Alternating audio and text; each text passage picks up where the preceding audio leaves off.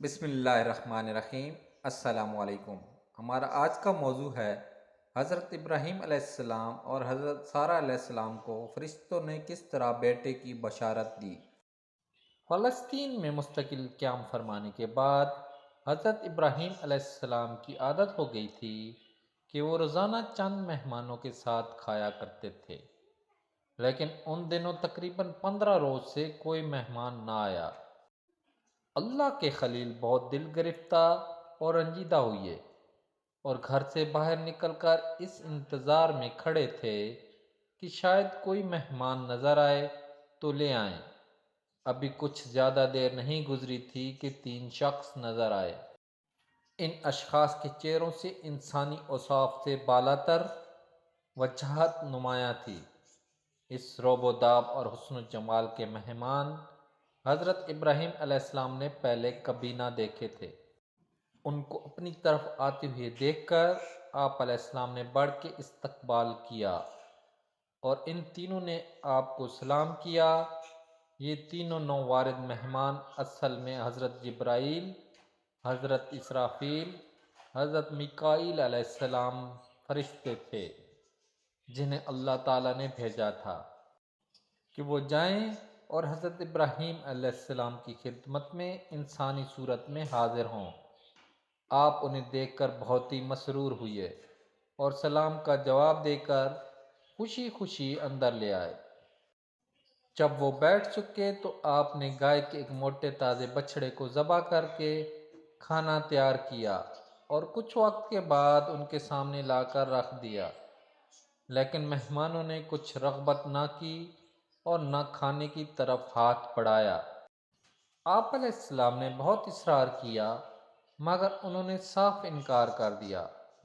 حضرت ابراہیم علیہ السلام اپنے دل میں ڈرے، کیونکہ اس زمانے میں جو لوگ کسی کے یہاں برے ارادے سے آتے تھے وہ کھانا نہیں کھایا کرتے تھے۔ فرشتے بھی سمجھ گئے کہ حضرت ابراہیم علیہ السلام کو بمقتضائے بشریت خوف لاحق ہوا ہے۔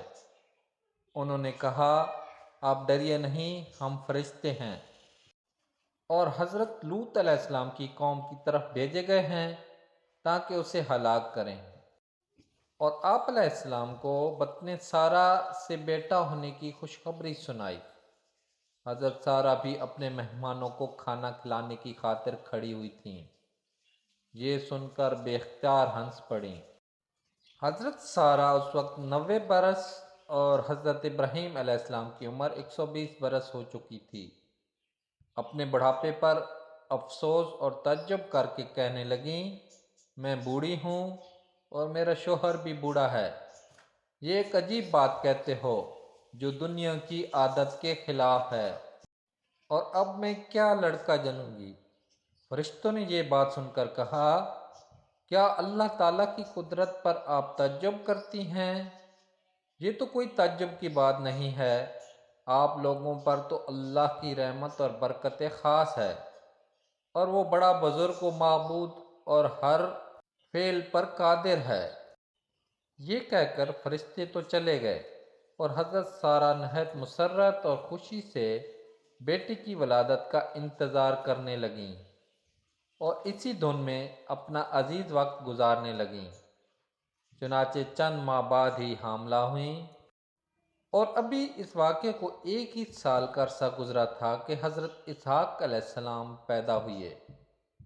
ان کی ولادت سے جو کچھ خوشی حضرت سارہ علیہ السلام کو ہوئی ہوگی اور جو محبت ان کو اپنے اس اکلوتے بیٹے سے ہوگی وہ ظاہر ہے۔ حضرت اسحاق علیہ السلام بڑے لاڈ پیار سے پالے گئے یہاں تک کہ وہ جوان ہوئے اور ان کی شادی اور اولاد ہوئی۔